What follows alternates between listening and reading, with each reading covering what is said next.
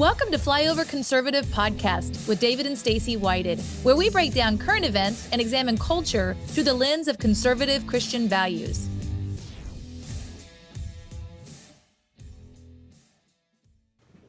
Welcome to another episode of the Flyover Conservative Podcast. If you heard the intro there, David and Stacy. I am not Stacy. My name is Colton. I'm the son of Stacy, but made by David and Stacy. Brought to you by David and Stacy. Brought to you by David and Stacy. But we do have David back this week. Excited to have you back this week. Last week they were in Wichita helping my grandpa. He fell and broke his hip. So please, prayers be with him. He's in rehab. He's doing great. So those of you guys that were praying last week, he's looking awesome, coming back, fighting strong. The Fighting Irish coming back strong, and very, very proud of him. But you're back this week. I am back. You know, it's a tough thing. He was my coach in school, but going back to when I was 14, Stacey and I have married 32 years, and it's like he's my father-in-law, but he's my dad. You know, really taught me more about. He taught me how to play ping pong and how to play pinochle, just about everything there is. So we really appreciate you guys' prayers on that, as we go through. And today's show, we're kind of coming to you as 𝗕𝗘𝗦𝗢𝗕 and 𝗕𝗘𝗙 here. And we won't tell you which one's which. And you'll figure that out on your own. It probably bounces back and forth. But I am thankful personally to be a part of a team, here, part of a family. I just want to, kind of a little intro idea here. The seeds you sow as you go through life, as a father, to seeing this in fruition. That man was always there for everybody. He drove one time 3 hours to hear Colton do a national anthem when he was in grade school. And then drove 3 hours back in that same day. And it was just at a school chapel, just showing up. And I just encourage you, if you're a parent, a grandparent, any of these things out there right now, you don't have to be great. You don't have to be Peyton Manning to go out in your yard, play catch. You don't have to, your family and kids, they don't need you to be amazing. What they do need is you to be present. They do need you to show up, in their life. And I'm looking at this and a man who is, in his 80s, that has always shown up, always done the right thing, always, been there. And I tell you what, when you get to a point in life and you're like, oh man, I'm struggling, I'm going through something, the amount of people that are around him, the doctors and nurses in the rehabilitation facility, they're, we play cards with him, all this stuff. They're like, we've not seen somebody with so many people showing up. I'm like, yeah, he's super popular because he's always showing up for all of us. And so some people are at their house doing work and everybody's just like, how can I help? What can I do? And the seeds you sow, man, they really are there for you, later in life. Yep. And you don't have to be anything special. You just have to be there. So shout out to him, an amazing man. I became a dad 5 years ago, and when I was sitting down, I was asking for advice from you. I was like, how did you do this? What about this? What about this? And I'm sure we'll have a lot more conversations over the next 13 years as my daughter becomes 18 and so on and so forth. But she's currently 5. And you said a lot of dads especially look for the big home run play. They're like, I'm gonna take my kids and we're gonna go do this epic experience, and they kind of build everything towards this one big epic experience. And you're like, it's a lot more about nightly dinners with your kids. It's a lot more about showing up in the little moments. It's a lot more about being there. It's quantity of time, not just the quality of a few moments. And that my grandpa there is the purest expression of quantity of time. He's logged a lot of hours with me, logged out a lot of hours with every single one of my cousins and you guys as well. A lot of fishing, a lot of cards, a lot of holidays, those kind of things. So anyway, shout out to him, but it's encouragement to everybody listening today. Whatever stage you're at in the parenting thing, take the time, to put stuff to the side and show up in real life relationships, not social media, not, everything else, like just physically being present, because it pays huge dividends. When I hope when I'm 83 and if I go through something that I've sown the kind of seeds that people don't do it out of guilt, like, oh, what can we do to help?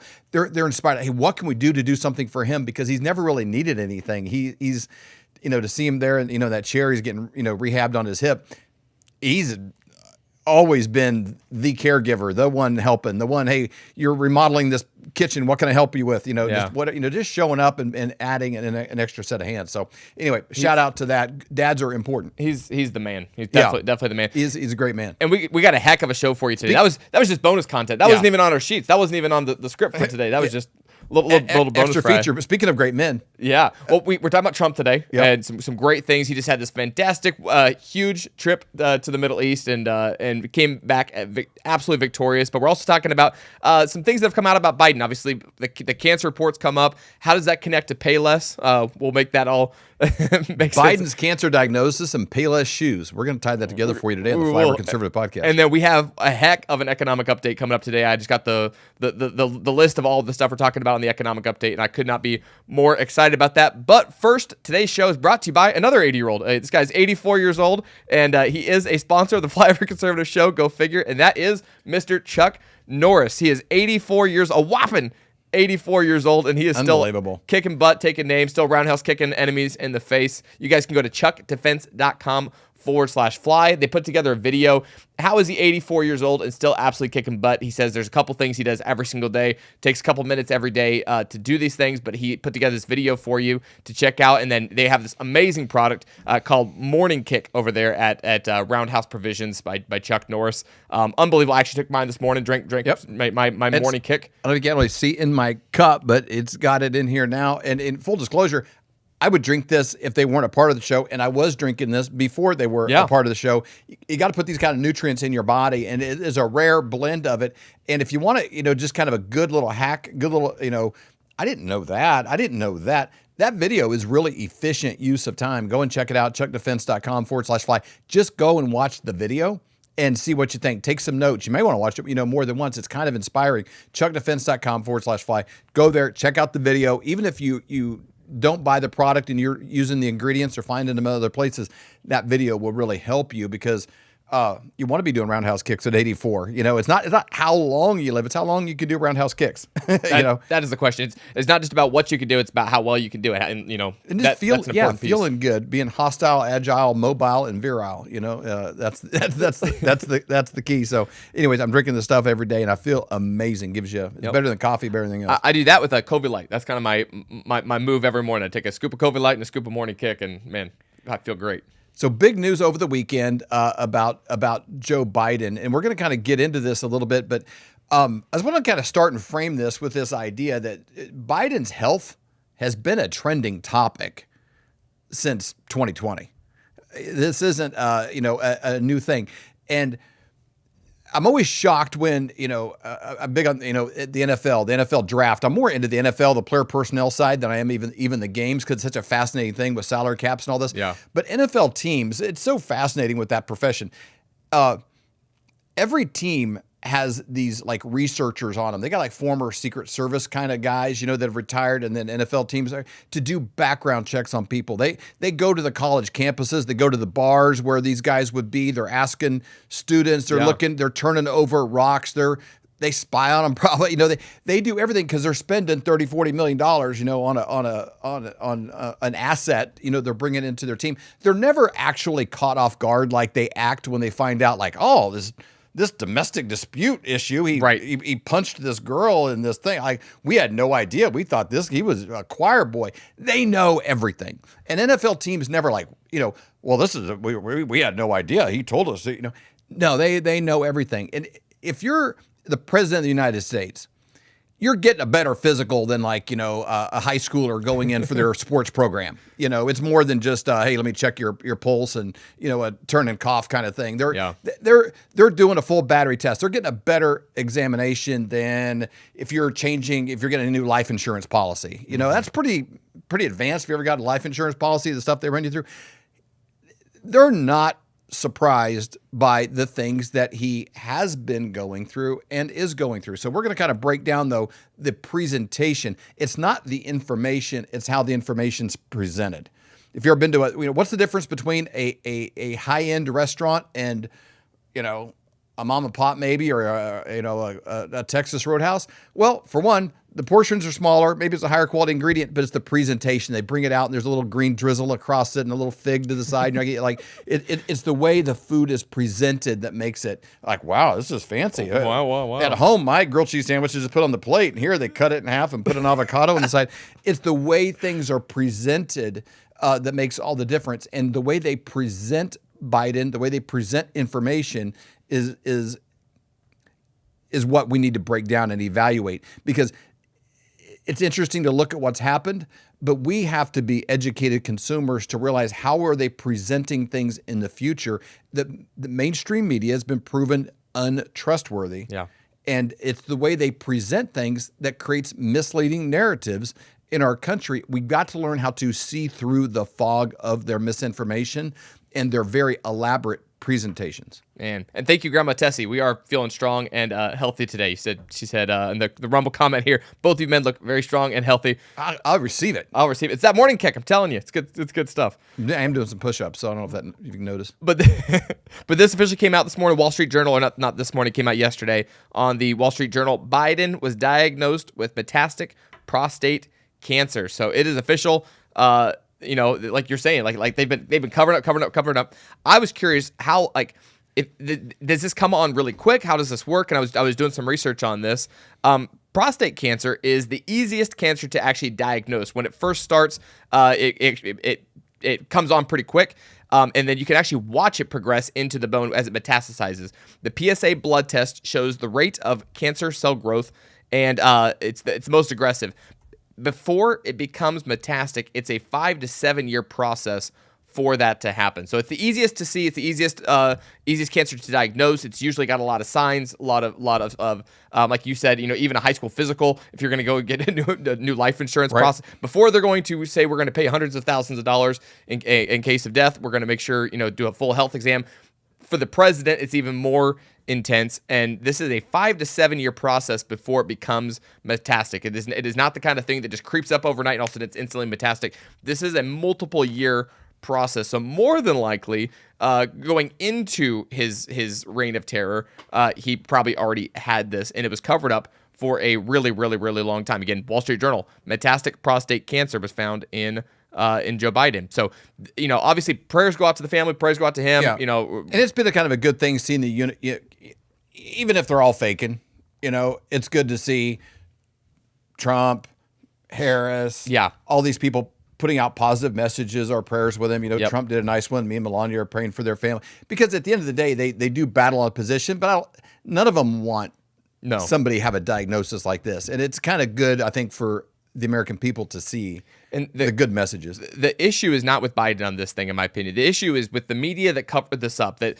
flip-flopped so heavily, that was so strong one way and then so strong the other way. We got a video clip that kind of puts this all together, but that to me is the culprit of this entire thing is the cover-up. And it almost makes you feel bad for Joe on how much it was covered up, with the situations that he was put into overall on this.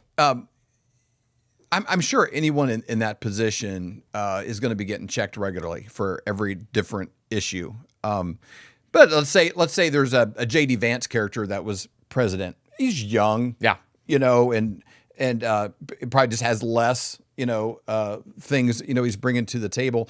And I'm assuming that he would still be getting, regularly. These guys got to probably, be looking at every single issue going on. When you look at the health of Joe Biden, I mean, every American has had these ideas like, is he okay? Yeah. He's not someone you would hire at your company to do anything. Yeah. And so it's always been an odd thing. Why would he be in that position to be in a, decision room on a hostile, military question? Why would he be in the decision room on the economy? Why? There's always been this idea that, kind of like this cup, he was a placeholder that was be able to be put there like a flag in the ground, and it almost gives you rights then for the team around him to run things. And so that it kind of magnifies that a little bit, that they're probably not that surprised. But I think it's important to kind of go through the media angle on how they've presented this paperweight, this place. And again,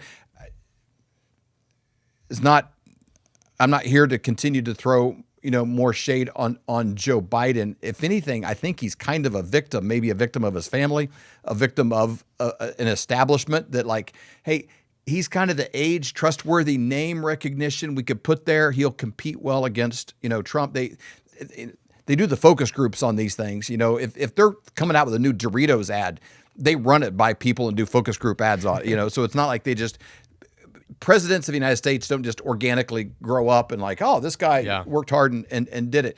But it's their presentation of how they made him look and covered for him in this time. And I think it's important to do a little refresher. Yep, check this out. Start your tape right now, because I'm about to tell you the truth. And F you if you can't handle the truth. He's sharp, he's focused, he's bright. I don't have any concerns, and that's from personal interactions. This version of Biden is the best Biden ever. Not a close second. Alert, sound. I mean, the Republicans are like good at distractions. I think you have absolutely no standing to diagnose somebody's cognitive decline. And if the Democrats were honest, they'd admit President Biden's mental capacity is declining. 6 in 10 Americans don't have confidence in Joe Biden's mental capacity. Then you have the liberal media told bad things about me and members of the oversight committee because we have the audacity to investigate. Giving us their drive-by diagnoses of the President of the United States. Congressman, what you are suggesting is that I omit portions of my reasoning and explanation to the Attorney General for political reasons. Democrats get into a frenzy. Do you think people close to President Biden are being honest about his mental state? And these slip-ups kind of happen. I mean, there should be no concern. So I don't really care if he was off for 90 minutes and didn't put on like people wanted him to put on. I saw no more in his declination than I've seen in anybody else. Sharper than anyone I've spoken to. This is a very sharp president. Incredibly sharp, incredibly probing. He is sharp. He is on top of things. The president has no impairment. Nobody's buying that. No. Nobody's buying what he's selling. And the pipeline of videos that aren't telling the full truth. All this right-wing propaganda that his mental acuity has declined is wrong. The same right-wing influences that are trying to take me down are trying to take down President Biden. So Joe Biden's not the one calling the shots. And let's look at President Biden. People see he's not. Nobody suggests he's senile, and that's disrespectful of senior people with any kind of memory disability. We're all aware of how he's doing. The president of Mexico, 𝗧𝗢. We finally beat Medicare. Sometimes he would say things he didn't want to say. You know what? I don't really care. I'm serious. I really don't know what he said at the end of that sentence. I don't think he knows what he said either. President Biden's decline and its cover-up by the people around him. Cover-up is a very loaded term. I don't think that there is a huge cover-up underway here. If anybody out there gives a damn about the truth, read that interview. Original Sin. It's about President Biden's disastrous decision to run for re-election and the cover-up of his decline. We missed a lot of this story. And I think you have absolutely no standing to diagnose somebody's cognitive decline, the cover-up of his decline. We missed a lot of this story. If it weren't the truth, I wouldn't say it. And they say I'm in good shape, okay?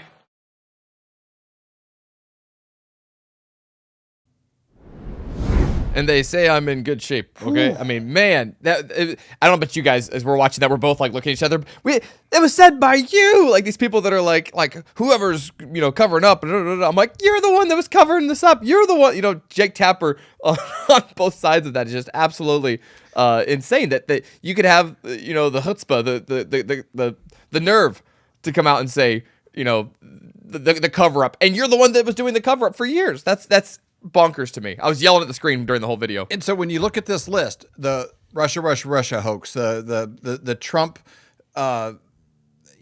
attacks, the Trump impeachments, these are all hills that the mainstream media and the leftist media apparatus was willing to die on. And they died on all of them. They died on all of those hills, covering it up. And it's baffling to me to see Jake Tapper write a book about the cover-up when he was the one covering it up. Now, he wasn't that close administration, that was kind of running it and protecting it. They had a wall of people around Biden, so you couldn't see him or what was going on. But he wrote a book called The Original Sin, Biden's Decline and Cover-Up. Let me read this here. President Biden's Decline, its Cover-Up, and his disastrous choice to run again. Well, who covered it up? Jake Tapper covered it up. Everyone in the media played a role in not just what they said, but the guests that they would have on their shows, the way that they would prop up, the way that they would inject, misdirection into the angles of the conversations. to create an image for the American people that Joe Biden was able to do the job and people could go to work, come home, exhale, and trust we're in good hands. He can sit down with Xi Jinping. He could sit down with, foreign leaders. He could negotiate in our best interest. And our country was overrun. Now, everybody seems to be backing away from these things. Everybody from Keir Starmer, in the UK, he talks about immigration like it's a travesty. Right. And they've read it. Then all of a sudden they turn it. I don't know how they do this. It's almost like an abusive husband that's like punching his wife and saying, "Why are you making me do this?" It's like, there's a mental derangement. It's like somebody carjacking someone and then writing a book about the problems with carjacking. Going on, because how do you write a book when you were the one that was the biggest engine behind allowing it to happen? So, and who's buying the book? That's what I want to know. Who sees that? I mean, I would almost get it out of an irony stake. Like how? What is he even saying? How is like he was the one holding the knife. The knife was bloody, and he's the one that was actually holding it. Like, how do you get away with it? But who's the one that's actually out here like, that's interesting. What would Jake Tapper have to say about the cover up? Like that? Like who's out there listening to this? That's insane. And to they me. do it with the straight face. It'd be like Andy Reid coming out with a book about 101 diet tips by Andy Reid, right? Or something.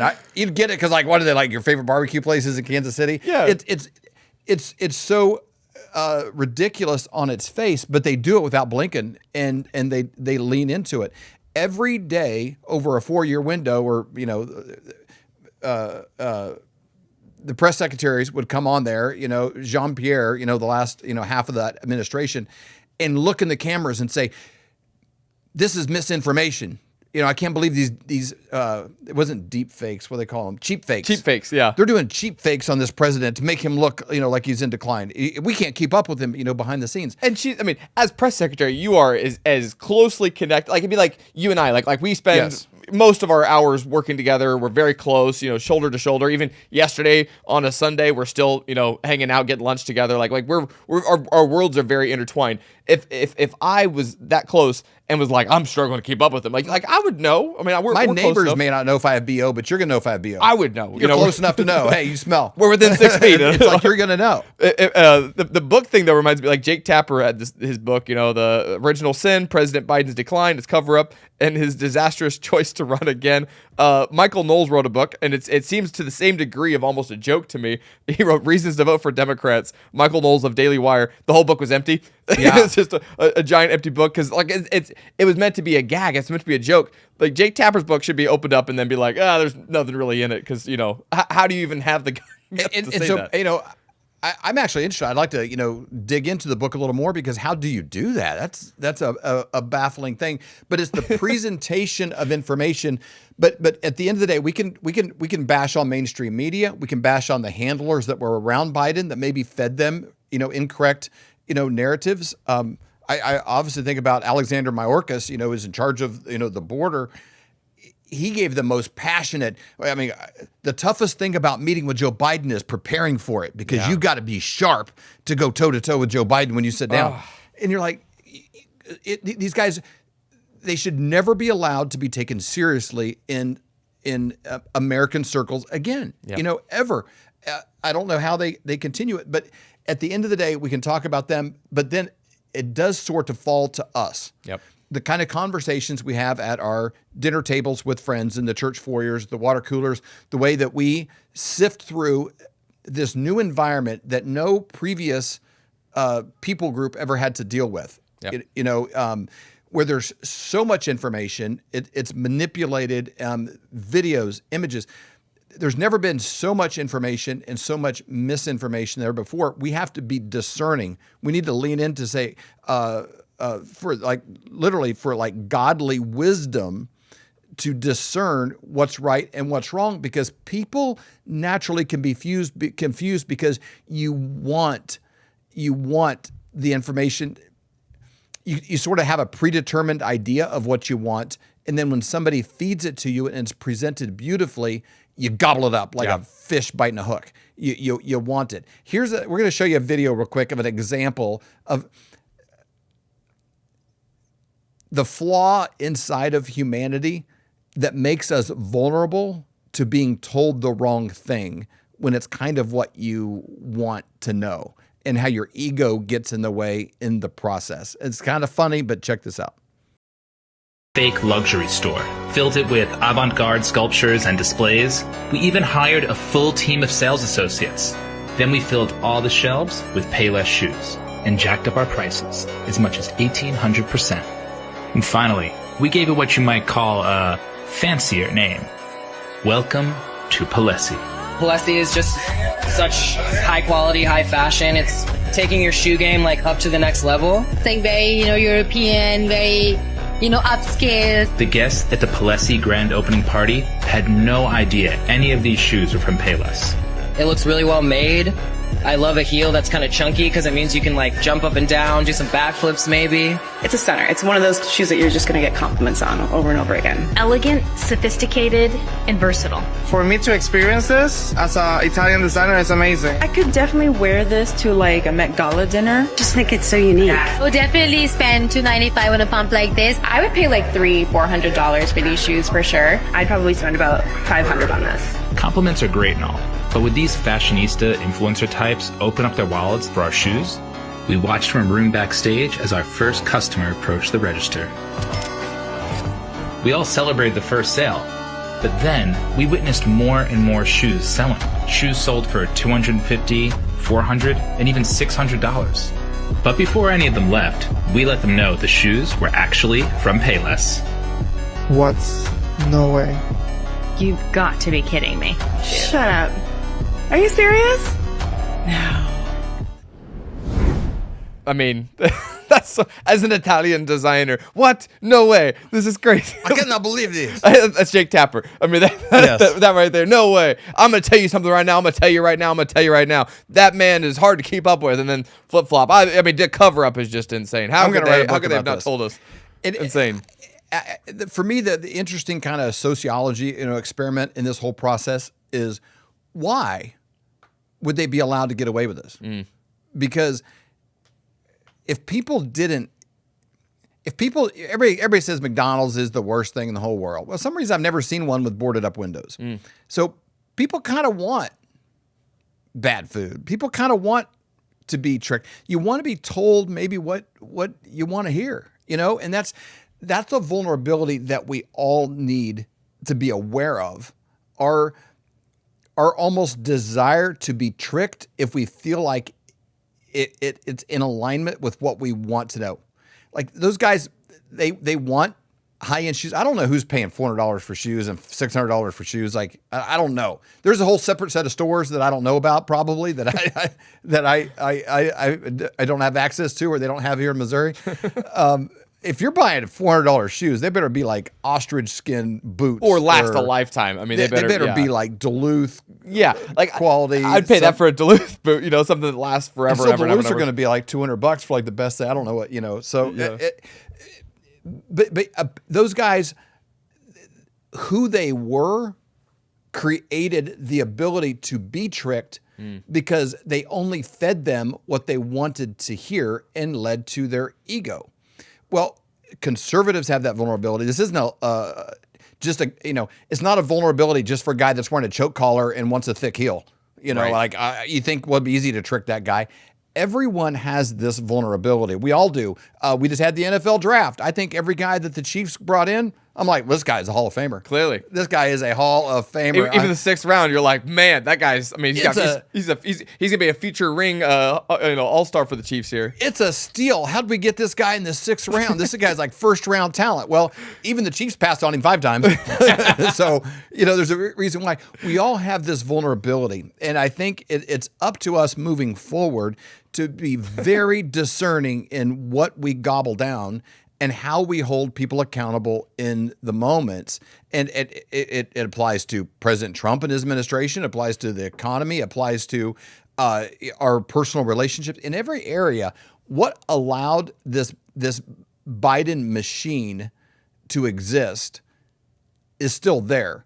And there's 2 parties involved. There's the people pitching it, and there's the people that allowed it. Now, I'm sure if you're watching our show and you've seen the stuff we've done over the last 4 years, we were calling this stuff out every day along the way. which is one reason why we're not allowed on most platforms. So I'm very thankful for you to like and subscribe, to this channel, because we're going to continue doing that. But we have to ask ourselves, why was this possible? And what part inside of me is vulnerable to this thing, moving forward? And that is the lesson, because we can pick on Biden all day long, but if you don't take a lesson and move forward, with clarity of how I'm going to be wiser, stronger, and operate more clarity, then, it just creates an endless loop of craziness. Man, that's so good. Speaking of crazy, though, it was crazy how well Trump was received in the Middle East. I think that was a big question people had last week. They're like, wow.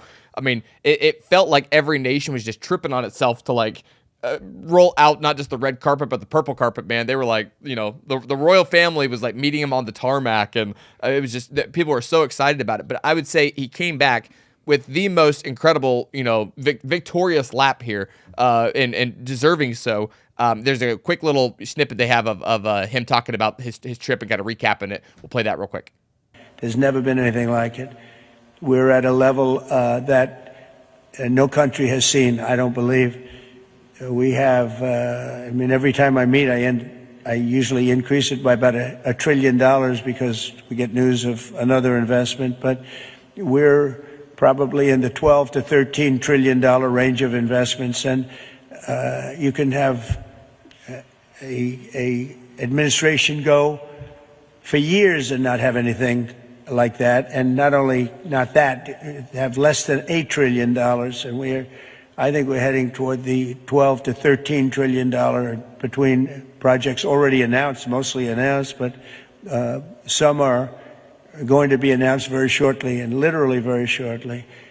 And two things are the factor. Number one, November 5th, that was the election. We had the most successful election that, in memory, they said one of the major media sources said the most consequential election in 129 years, and that gives us a mandate. It gives us a mandate to do the right things for businesses. We can do what we want to do because there's so much incompetence shown in the last 4 years that people just don't want to, they don't want to have that anymore, whether it's the border where people pour into our country without being even checked or looked at. 21 million people, many of them are not the people you want. I'm going to be very nice because this is a little bit different setting, but they're not the people you want. But we now have 99.9% closed. Nobody thought that was possible. We had a very successful border the first time. I won the election the first time in 2016 because of the border. We made it very good, very fast, but now it's even at a new level because I built hundreds of miles of wall, which we didn't have in the first election because I hadn't started that. Man, I love that guy because I hadn't even started yet. We got all the stuff, but $12 to $13 trillion. I mean, that is a dramatic effect on our economy of investment dollars coming back into our country, because those are dollars that are outside of our country coming back into our country and being recycled. It's recirculated through. It reminds me of like the Jewish community. They have a rule within the Jewish community that when you make dollars inside the community, you spend it within inside that community, and so that way it stays in their realm. That's why a lot of Jewish families are pretty wealthy. They have a rule that money should circulate. Rule of 7. It should circulate 7 times within inside your own personal economy before you send it out and spend money outside. So if I live here in Lee-Summit, Missouri, and I spend my money with the at the farmers market, that gets spent with the local chiropractor, and that gets spent over here, before we go spend that money at Walmart or on Amazon.com or something that's going to send the money out of our economy, we spend it inside of our economy. On a macroeconomic scale, when you have 12 trillion new dollars that come into our economy, and now we're spending it in our own local places, because they're going to be hiring American workers, they're going to be hiring American people, they're going to be hiring. So all those new dollars invested into our infrastructure, into our economy, is going to help us boom in a huge way. And it's both American companies as well moving their manufacturing. And it's a win. Just iPhones being moved from China to India. Yeah, that's kind of a win. Apple increasing their infrastructure here in the U.S. Some of the facilities that they're building, for computer technologies and the advancements in these spaces, all of it is helping America. And this was I want to kind of give an angle on this, because Trump is going in to some of these countries. I think Qatar is one that he was the first president to go there. And I don't think there had ever been one. Yeah, I don't think there had been one. Some of these there hadn't been one since Bush. They haven't had a conversation. A lot of these guys with Biden or any of these things. In 2017, Trump kind of did his world tour and went through a lot of these places and saw the sword dance and the hair dance and some of those things before. But when he's coming in, I think of an analogy here, but he's coming in and it's an economic trip, clearly. But it's an economic trip that's happening overlaid or simultaneously with military negotiations and trade negotiations, things by other parts of his department. Pete Hegseth is in the move. Many members of Trump's cabinet are negotiating peace treaties. They're talking about Ukraine and Russia. They're talking about, with Iran. There's all of those things are happening at the same time. When is your best chance to negotiate a good deal? If you have a big financial deal on the table and you also want some other thing to happen, it's like at the end of a car deal, or into buying a home. It's like, I don't know. I'm kind of interested. Will you throw in the patio furniture? I'm kind of interested, but can you keep the furniture in the basement, in the theater or something? You have the best chance when you're doing a financial deal to get something else to happen before you agree and close on it. If he did these financial transactions and they were in a vacuum apart from the military negotiations, they don't have leverage. And so he's working in these at the same time, and I think that is a big advantage for Trump and America. It was not the first presidential visit to Qatar, but it was the first official state visit, which means that there's going to be negotiations of trade. Okay. So it's like a hand getting extended for the first time. And man, on the WhiteHouse.gov, again, they have an amazing breakdown. Those guys are always so good. Their breakdowns are amazing, but the WhiteHouse.gov, they got a fact sheet here on the trip. And it was a landmark trip, first state-made trip, extending a hand across the aisle to make trade. Which, and again, huge for our country what it's able to do. Those dollars coming back into our economy and getting circled through here. So I'm super excited about that. There's a lot of wins. There's a big question I've got, and we're going to break into this here in a little bit. I'm going to ask Dr. Kirk Elliott, can the U.S. economy do well and the dollar not do well? What's the future of this? Because we're seeing jobs come in. Well, are people going to work? Are people going to have, the unemployment rate high? Are kids going to have a future? Can our country function and do well, and maybe the dollar doesn't? I don't know. Well, we'll find out next on the Economic Update. We'll be right back. Freeze-dried meats are created equal.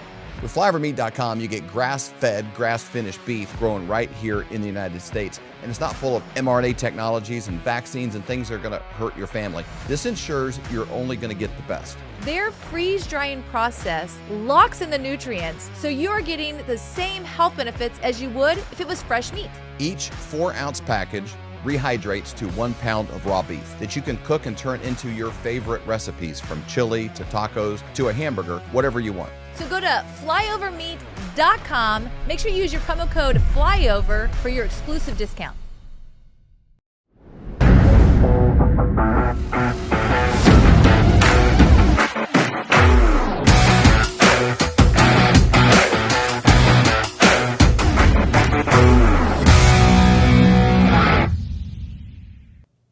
I'd like to focus on a couple key things here each and every week on this podcast, and there are things that we kind of took for granted throughout time. Trust your doctors, do what they say. Hey, your kids, the safest 8 hours of their day is probably while they're at school, and your finances and money, things that you just kind of just assume what's always been, always has been. If you're looking towards the future, a lot of times you can kind of stop and kind of look back a little bit and extrapolate what was to what is going to be. All those things are kind of changed and gone, so you need better advisors than ever before. I personally have had one for over 25 years. He has not one, but 2 PhDs. He's also the author of Thriving in the Economic Tsunami. We're going to get into this today and a little bit of probably what you're not hearing on mainstream media and insights into the economy from a guy that's more than qualified to bring us up to speed very efficiently, the one and only Dr. Kirk Elliott. Doctor. Hey, how are you doing? Good, man. Good to see you. I want to tell our listeners we have this book available, Thriving in the Economic Tsunami. I think that's one of the best titles ever because, number one, thriving, that's good. And there is an economic tsunami. There is a lot of things happening. You don't want to just survive it. You want to thrive during it. We have this available as a free download in PDF. Go to flyovergold.com. Flyovergold.com, and you can be actually watching this, reading this right now, getting up to speed on these things. And this is a resource Dr. Kirk's made available to all of our listeners. So go to flyovergold.com. You can go there. There's a lot of great information on that site.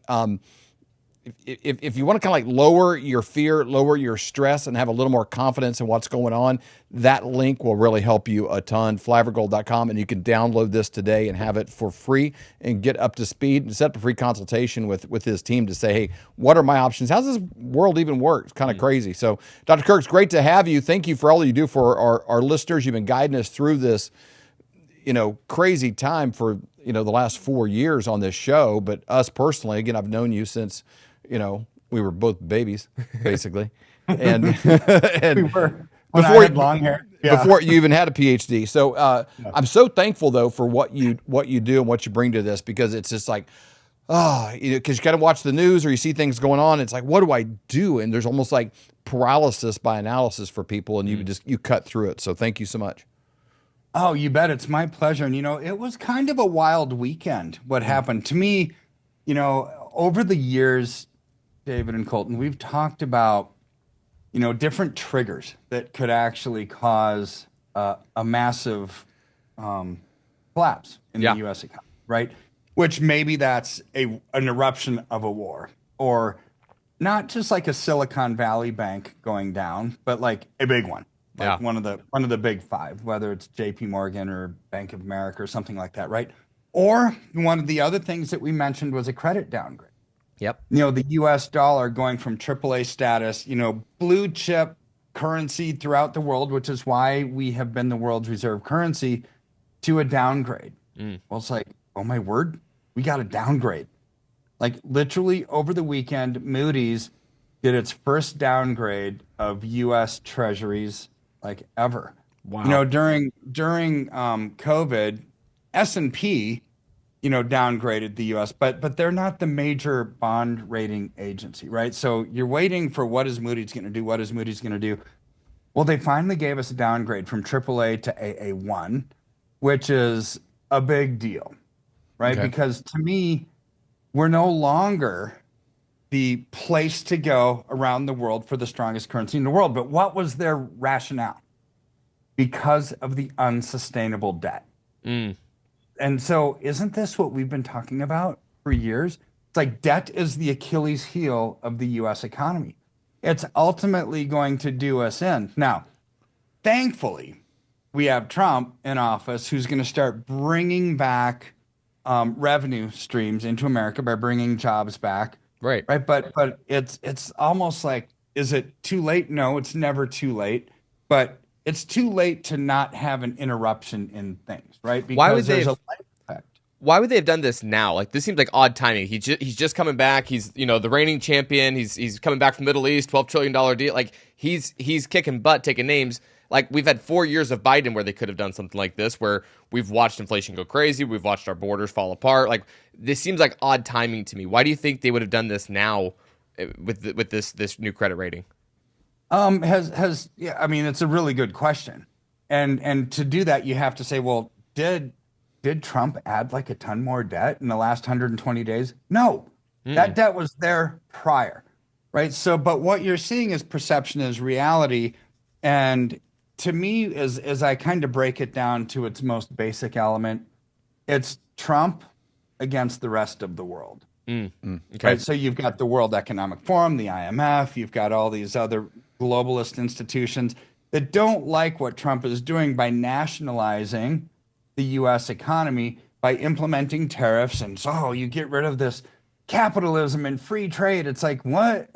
Yeah. Capitalism is good. It's how countries become successful, right? And I would say compassionate capitalism would be the best way to do that, where you really care about people, because a lot of times greed tends to corrupt more than what it should, right? But if you really care about people and you have a capitalism format of business rather than communist or command and control of some sort, then the country will be very, very successful. So with Trump basically adding these tariffs to these other, he's upsetting the apple cart globally. And we're seeing that Trump's tariffs as a negotiating tool, he raised them through the roof. Now, like China, their tariffs went from 145 down to 30 for a 90-day kind of pause, right? So it's like, man, this Trump guy, he's becoming very successful in what he's doing. We don't want him to win. So let's destroy the US dollar. This is what I view the credit downgrade as a response by the globalist community and some of these rating agencies to say, all right, well, looks like Trump is probably going to win in the medium and long term. So let's do something now that he'll get the blame.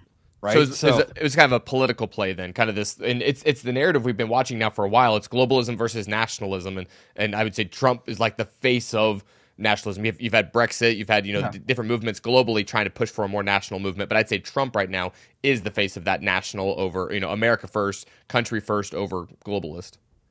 Yeah, it's a populist movement which is putting hands back into the power of the people rather than to the hands of the established elite, right, that want to rule things. Now, is Moody's wrong in their credit downgrade? No, I don't think so. We have way too much debt that's absolutely unsustainable. But what's precarious is the timing. They should have done this back in the Biden administration, right? Yeah. So, but whoever is holding the bag when these things happen is always going to get the blame.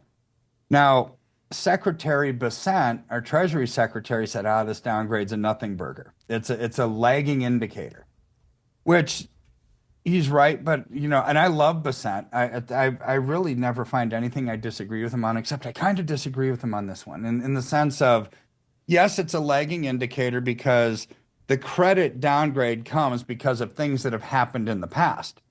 However, it's also a leading indicator because who's going to want to invest in U.S. Treasuries if they no longer have a strong credit rating? To me, it's like this perfect combination of a lagging and a leading indicator, which tells us where the economy is kind of headed globally, right? So when I look at those kind of things, it's like, man, for the first time, since he's been very eloquently speaking as Treasury Secretary, it's like, no, this is not the full picture, in my opinion.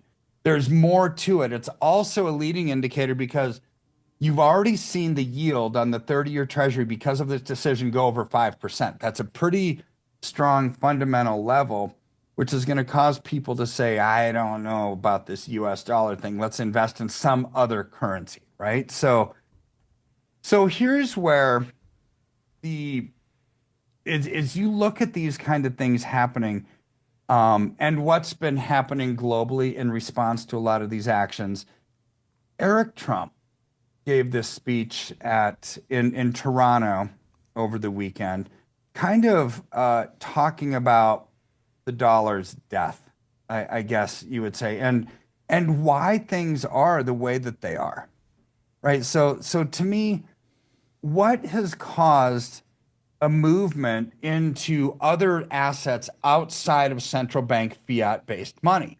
I'm talking about gold and silver, and I'm talking about cryptocurrency, right? So this was a crypto conference that Eric Trump was speaking at, and he said there's this famous saying that sometimes the enemy of your enemy is actually your best friend. Right? So what does he mean by that?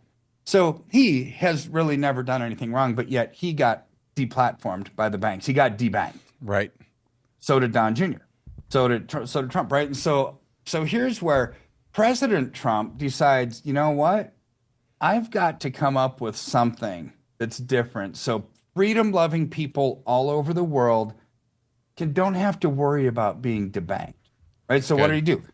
He came up with the World Liberty Financial, and they have the Trump token, which is more speculative in nature, right? But he also came up with the U.S. dollar-backed stablecoin, USD1. Yep. So just its issuance, literally over the last 90 days, it's already got $2 billion in market cap. But meaning what?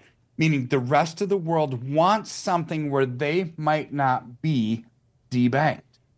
Right? And this is what's really interesting to me. The world is shifting so quickly. Yeah. All of this has happened within the last 120 days. And so Trump basically painted a vivid picture and doing just this. right? A picture is worth 1,000 words, right? Where it's a picture of a personal grievance turned into ideological conviction. Trump's family got debanked because of their politics. And so he wanted to offer something to the rest of the world that said, don't worry about your rogue governments and your rogue banks that could debank you because your ideology is different. I want to create a shield against financial gatekeeping. And this is what he's done. So what does this all mean? Why do I bring it up? Because it has nothing to do with gold and silver, yet it has everything to do with gold and silver. And that is a move away from central banks into something that's considered private. You know, decentralized finance is getting away from central banks. So is gold and silver, right? So you're looking at this, it's like there's this paradigm shift that's happening. And there was an hour-long presentation just over the weekend with somebody talking about, that's a big researcher in the crypto universe about Bitcoin, saying over the next 10 years, Bitcoin is going to replace the US dollar. So when he says Bitcoin is going to replace the US dollar, the way I interpret that is, I don't know if it's Bitcoin, but a cryptocurrency will. Wow. Whether it's central bank digital currency or decentralized finance or a combination of both. I think currencies as we know it are going the way of the dodo bird. The downgrading by Moody's of the US dollar, of US treasuries, is case in point. It's starting to happen, right? And everything that Eric Trump said in Toronto over the weekend is case in point. This is starting to happen. People are losing confidence in the way things were, moving into something that's going to be and something that actually is right now, right? So I'm excited. I'm more excited than I've ever been about what's to come for America and for the financial system and for banking as we know it. But in the meantime, this is going to be very devastating to the dollar. I mean, what happens when we lose that credit rating? It means we're losing our reserve currency status, right? What does that do? Stock market should come down, probably significantly. Gold and silver should start going up.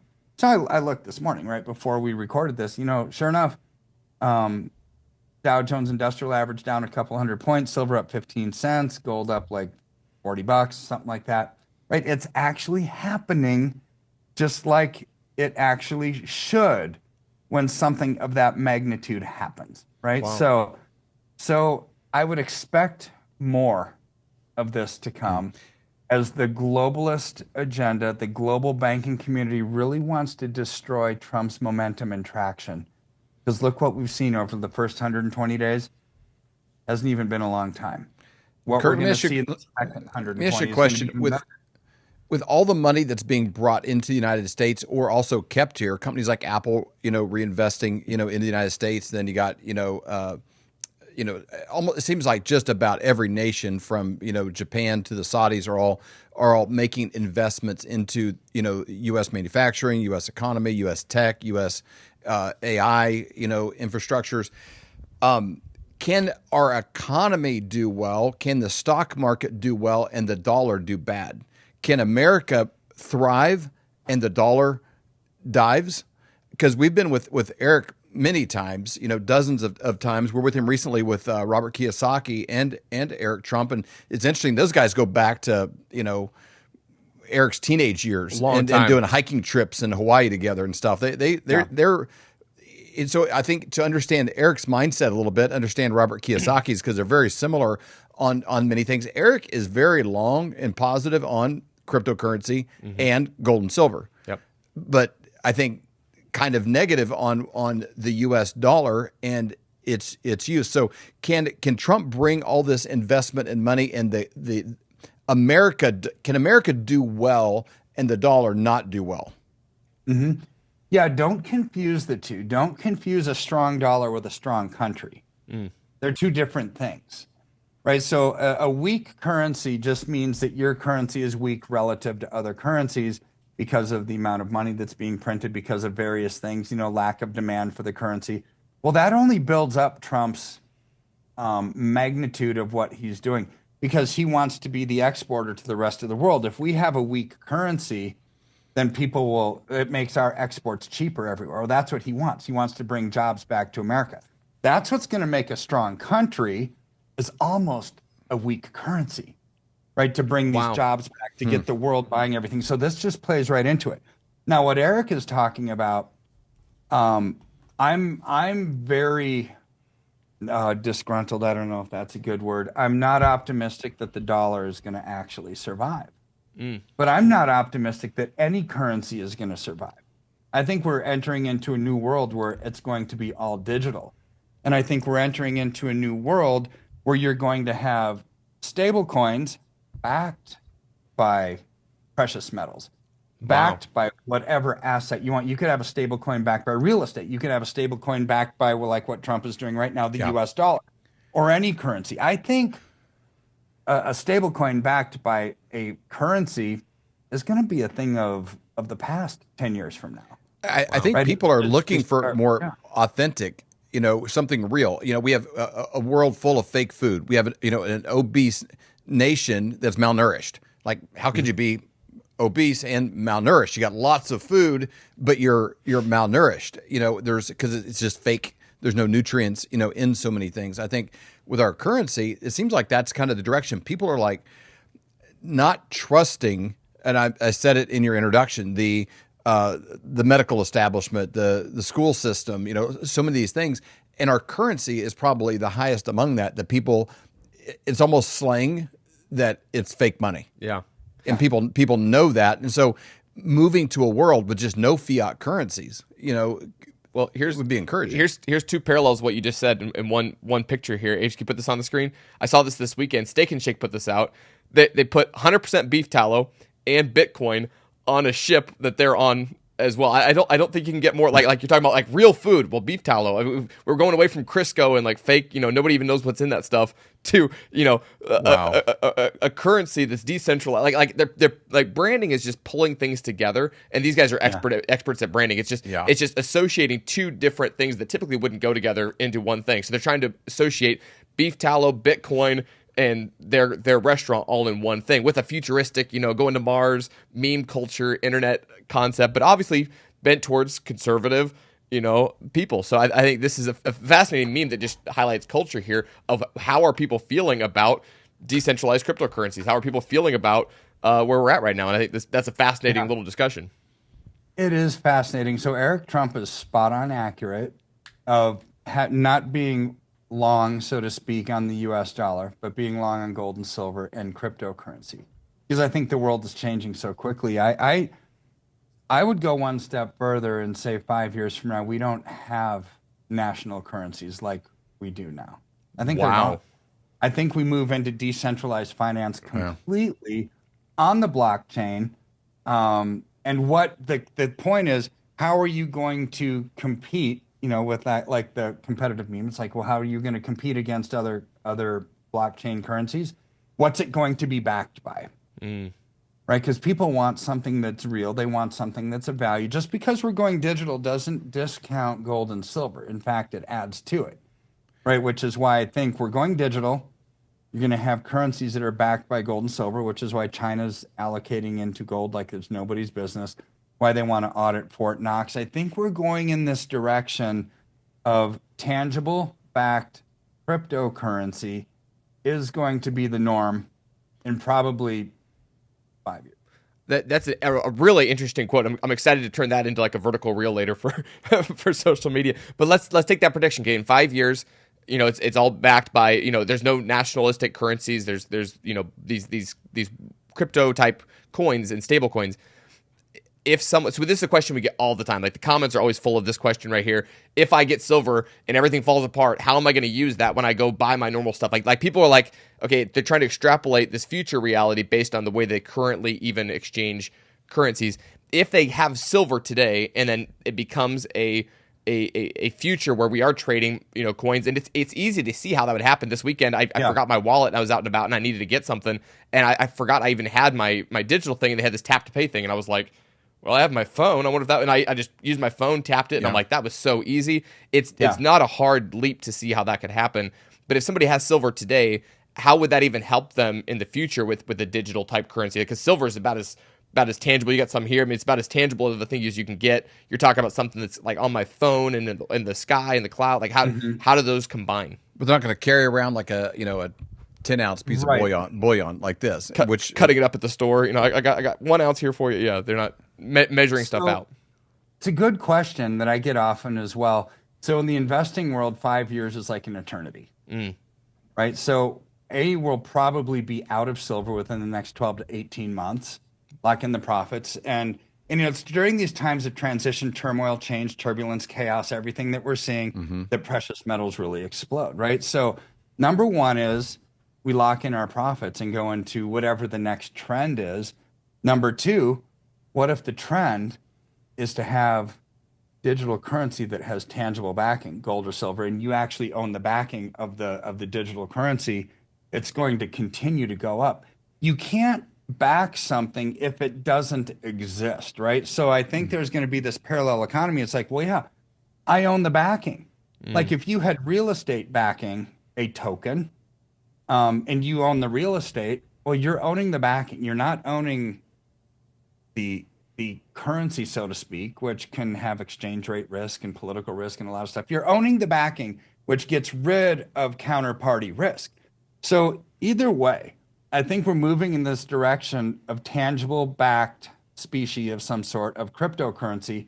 You happen to own the backing of the currency. Whether we have it or not from now, 5 years from now, we might want to sell it for profit. Maybe we're in gold by that point, which I'm sure that we will be. Wow. Right. And so to me, it's like we can't base a decision on 5 years from now when we don't even know what's going to happen tomorrow. The best way to maximize your future is to maximize each and every day, which right now, the trend of chaos, turbulence, uncertainty, change, all of that is pointing heavily towards precious metals. And take advantage of, which is why Eric Trump probably said, yeah, he's long on precious metals and crypto both. As am I. Me too. Well, whatever people do, this is something they can just print and manufacture.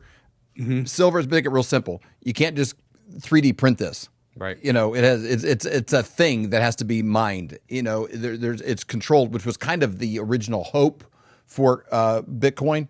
For cryptocurrency, and maybe it's less private, maybe it's less, decentralized than we hoped, but it's that is the appeal to it. So, Flyover family, whatever you're doing, you want to get out of something that can be manipulated and printed and into something that is tangible. If we're going to be backing currencies with things, whether it's real estate or commodities, oil, things that are real that can't be just made by some bureaucrat in DC to manipulate and enrich themselves. You want to be making this move because it's something that is quantifiable, that can't increase out of your control and make your wealth worth less every single day. So you can go to flyovergold.com, flyovergold.com, get a free copy of Dr. Kirk's book and set up a free consultation with this team. What's a free consultation looks like?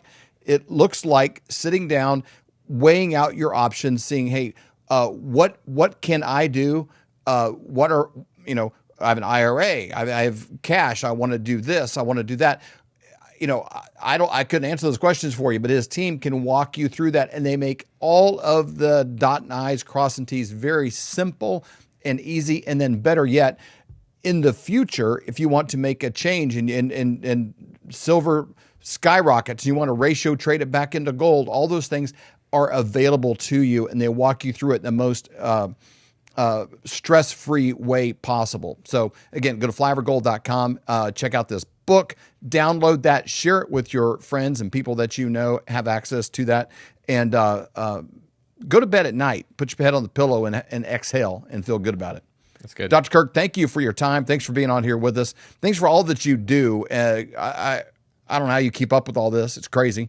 The amount of things that you're going through and sifting through to make this clear. I really appreciate it. If you had a time machine and you could go back to, say, 1930 and you had 1 ounce of gold or a $20 bill, both of those would buy you a complete men's suit, brand new, the shirt, the tie, the belt. Either one would buy you the whole thing. If you had a time machine and then you brought both of those resources into today, the 1 ounce of gold could still buy you a full suit at pretty much any men's store in America. The $20 bill, why, it probably only gets you a handkerchief or a pair of socks. How do you get the gold and silver? Well, it's very simple. We have a friend that we've known for over 25 years. In fact, his dad was a mentor of ours, and his name is Dr. Kirk Elliott. And the way that you connect with him is you go to flyovergold.com. It's a website that we set up to make it very simple. All you do is go there, fill out your information, and someone from Dr. Kirk's team will get a hold of you to answer all of your questions. Whatever you have, they can help you out. Or you can simply call 720-605-3900. Again, 720-605-3900 to set up that free consultation. Do it today. You will be so glad that you did. Hey, Flyover family, come join us. We're going to be there with Clay Clark and an amazing group of individuals that have made such a difference in so many people's lives. Do you want to increase your production in a job? Do you want to make more sales? Do you want to own your own business? Do you want to have breakthroughs financially? The key to that is knowledge. Clay Clark is anointed to help people in business. We've watched him over the last couple of years, and we've been blown away. He's part owner of over 160 businesses, $2.4 billion in sales. So before politics and the Great Reset came into Clay's life, he had the #1 rated Apple podcast. And he interviewed people like Anthony Robbins, Seth Godin, the top authors, top business minds in the world. At this specific event, there was an interesting cast of characters that come from gangs to American Idol. They're there to share what they've done and their breakthroughs and what their story is. And then Clay lays his map of business success, calls the path for every person to follow. So you may be sitting there thinking, okay, I get it. What do I have to do? Go to thrivetimeshow.com. When you get there, the tickets are $250 or whatever you can afford. Yes, you got that right. $250 or whatever you can afford. You can name your price. So there are no excuses. You have to join us there. There are only a few VIP tickets left, like David said, special dinner and special time with the speakers. That is $500 while they last. So $500, only a few left if you want a VIP ticket. We want to meet these speakers as well, so we got VIP tickets. I want to meet Tim Tebow.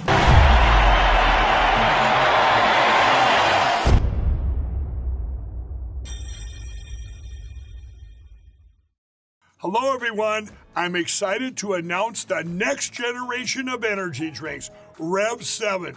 It has no sugar and no caffeine. Instead, Rev7 uses GoBHB. GoBHB is one of the body's primary ketones, and it provides the most efficient and clean fuel that your body needs. It also helps you stay energized all day with no crashes. Not only that, it produces 3 times more brain energy than sugar, which helps boost your memory, focus, and mental sharpness. It also helps reduce stress and helps balance your mood. Rev7 does all that while being the best tasting energy drink ever. So go to mypillow.com or call the number on your screen. Use your promo code to save 20% today. I'm so sure you're going to love Rev7. For a limited time, you get our introductory 3-pack absolutely free. I drink Rev7 every day, and I absolutely love it, and so will you. Imagine the church as a big ship. It was in 2020 we put up our sail of destiny. It went up, and the church as a whole was getting ready to sail out into tomorrow. It was like he had opened the heavens. We were going forward into destiny. And just about the time we were ready to set sail, the skies turned black and the wind was blowing, lightning was flashing, and it started trying to hit our sails and blow it apart. And we looked at the election. Everybody said, it's fine. Went to bed that night, woke up, and all hell had broke loose. Suddenly, it was put on hold. Everything went on hold, and we had to fight a war. Let my people go! Hallelujah! Every city has a voice. Hollywood is the film industry. New York is financial industries. Nashville, Tennessee is the sound. It's the sound of the nations. Well, when the war ended in November 5th, 2024, the Lord spoke to me, and he said, go back the way you came. He said, go back to the Opry and pick up the Sail of Destiny where it was stopped, and now sail on out into the Destiny. So we're going back to the Grand Ole Opry in July the 3rd to redeem the time. And from that point, the dismantling tour begins, and we're going to head out into a brand new tomorrow. And this time, we're on this side of the page, so we have a chance to pick up where we left off. So it's going to be a day to be remembered. I want to encourage everybody, come, get our feet on the sound of America, and let's prophesy to the world. On this side of the page, things are going to be different. On this side of the page, things are going to be grand.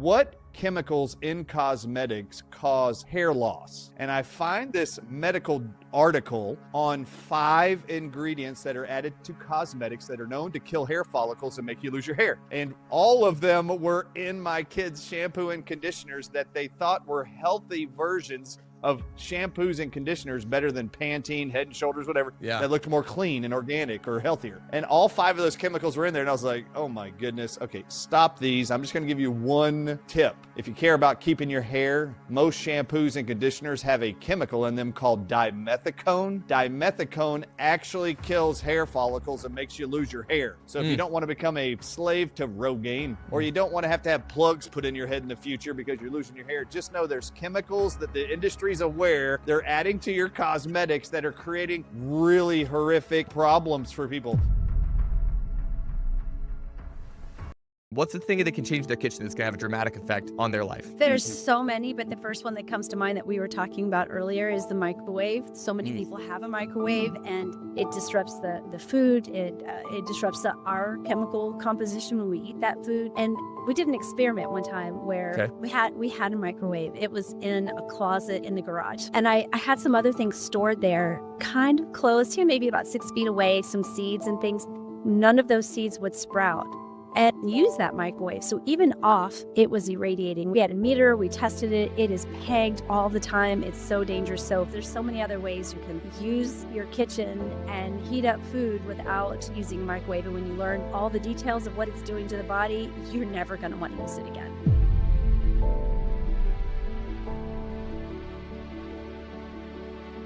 Xi Jinping knows that he can't win on the tariff battle. He absolutely knows it, and we've talked about this probably 4 or 5 times, because he can't win when any retaliatory tariff is going to be countered with another one, and Chinese people only buy 4 to 6% of their total stuff in American goods, where every single American every single day buys Chinese, right? So he's dumping the US dollar. When he dumps the US dollar, he thinks he's beating Trump, but yet that's going to increase our exports to the rest of the world because the dollar is relatively less than the foreign currencies. So when you look at this and you're a smart investor, I'm talking about smart, big investor, like hedge funds or central banks or international money center banks, they're starting to think, wow, they get it. Jobs coming back to America is great. And even American companies are starting to manufacture in America again because of the tariffs, like Ford. So here's where, moving forward, we've got a lot of really good things to look forward to. We hope you've enjoyed this episode of the Flyover Conservatives podcast with David and Stacey Whited. Please subscribe, hit the notification bell, and leave us a comment below. Lastly, if you enjoyed today's podcast, share with those who came to mind. Be blessed and make it a great day.